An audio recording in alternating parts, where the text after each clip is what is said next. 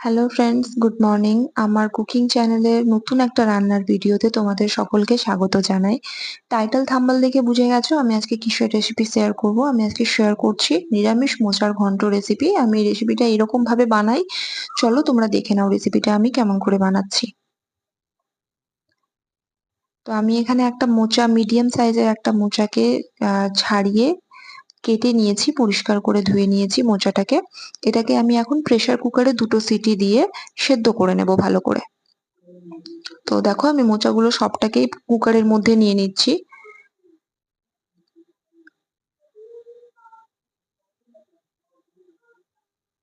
মোচাগুলোকে আমি প্রেসার কুকারে নিয়ে নিলাম। এবার এটাতে দিয়ে দেবো আমি পরিমাণ মতো জল।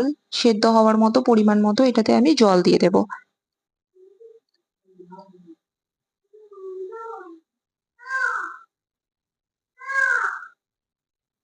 তো দেখো আমি এটার মধ্যে জল দিয়ে দিলাম। এবার এটাতে আমি দেব ভিজিয়ে রাখা ছোলা।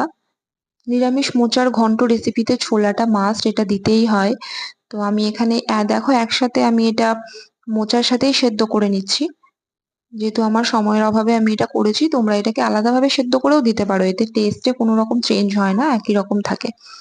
তো আমি এটাতে দিয়ে দিলাম হলুদ পরিমাণ মতো আর একটু লবণ, যাতে সেদ্ধ হতে এটা তাড়াতাড়ি সেদ্ধ হয়ে যায় তার জন্য। তো এখন কুকারটা বন্ধ করে আমি গ্যাসে চাপিয়ে দিচ্ছি। এটাকে সেদ্ধ করতে হবে মিডিয়াম টু লো ফ্লেমে। এটাতে 2টো সিটি দিলেই হয়ে যাবে, পুরো ভালো করে সেদ্ধ হয়ে যায়। তো দেখো আমার এটা হয়ে গেছে। এবার আমি একটা স্টেনারে এটাকে ছেঁকে নিয়েছি। দেখো আমার মোচাগুলো খুব সুন্দর সেদ্ধ হয়ে গেছে, আর সাথে ছোলাটাও সেদ্ধ হয়ে গেছে। তো জলটা ঝরিয়ে নেওয়া পর্যন্ত ওটা থাক স্টেনারে। এখন আমি গ্যাসটা অন করে ওতে কড়াই বসিয়ে দিয়েছি। এতে আমি দিয়ে দিলাম খানিকটা তেল। আর এটা হচ্ছে বাদাম, কাঁচা বাদাম, যেটাকে চীনা বাদাম বলে। মোচার ঘন্টতে এটাও দেওয়া যায়। এটা অপশনাল, এটা তোমাদের কাছে অ্যাভেলেবেল থাকলে দিও, না থাকলে কোনো অসুবিধে নেই। তো এটাকে আমি লাল লাল করে ভেজে নিয়েছি। এবার এই তেলেই আমি পুরো রান্নাটা করব। তো দেখো এখানে আমি একটা মিডিয়াম সাইজের আলু ছোট ছোট করে কেটে নিয়েছি কিউব করে, এটাকে লাল লাল করে ফ্রাই করে নেব।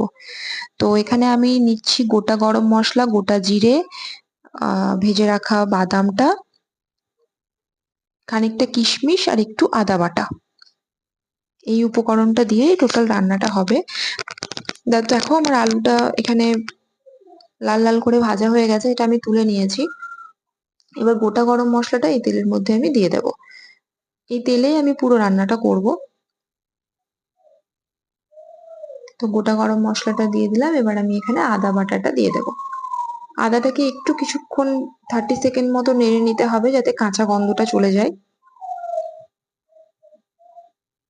তোমরা এই ঘন্টটাতে নারকেল ইউজ করতে পারো, সেটা দিলে আরো টেস্টটা ভালো হয়। আমার কাছে ছাড়ানো ছিল না, তাই আমি দিইনি।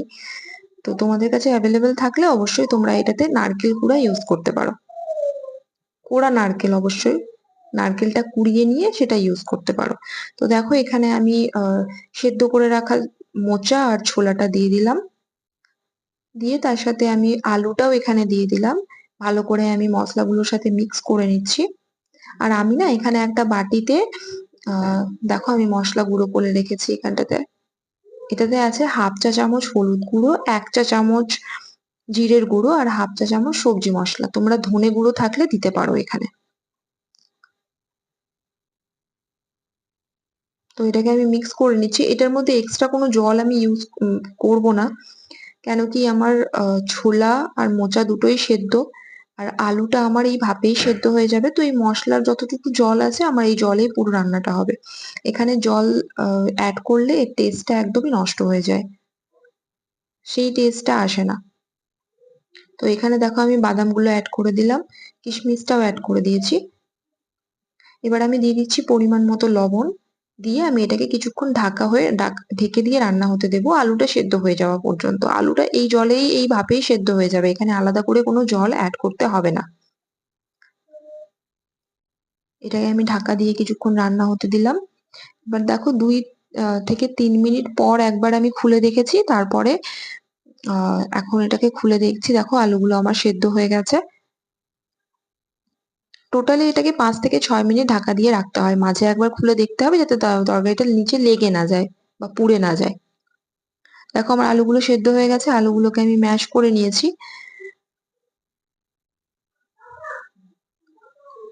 মোচার ঘন্টতে গোটা গোটা আলু থাকলে ওটা আমার বেসিক্যালি ভালো লাগে না, তাই আমি ওটাকে ম্যাশ করে নিয়েছি। তোমাদের যদি গোটা আলু ভালো লাগে দেন ওটা রাখতে পারো গোটাই। তো এখানে দেখো আমি স্বাদ মতো একটু চিনি দিলাম, গরম মশলা দিলাম, আর শেষে ঘি দিলাম। গরম মশলা আর ঘিটা মোচার ঘন্টতে মাস্ট, ওটা দিতেই হবে। তো দিয়ে আমি গ্যাসটা অফ করে কিছুক্ষণ ঢাকা দিয়ে রাখলাম। এবার দেখো আমি ওই ঢাকাটা খুলে পুরো মিক্স করে নিচ্ছি, যাতে গরম মশলা আর ঘিয়ের গন্ধটা পুরো তরকারিতে বেশ ভালোভাবে মিশে যায়, তার জন্য ওটা ঢাকা দিয়ে রেখেছিলাম। তো দেখো আমার নিরামিষ মোচার ঘন্ট রেডি।